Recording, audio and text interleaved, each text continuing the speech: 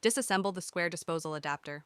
Parts A, B, and C will be installed above the sink drain, while D, E, F, and G are installed underneath the sink. Insert the gasket, part C, followed by the sink flange, part B, into the sink's drain hole. You can insert the strainer cover, part A, now or at the end of installation. From underneath the sink, attach the gasket, part D, followed by the metal flange, part E, then the mounting ring, part F, and finally the snap ring, part G, snapping around the groove of the sink flange, part B. Install the garbage disposal by twisting it until it is secure to the mounting ring.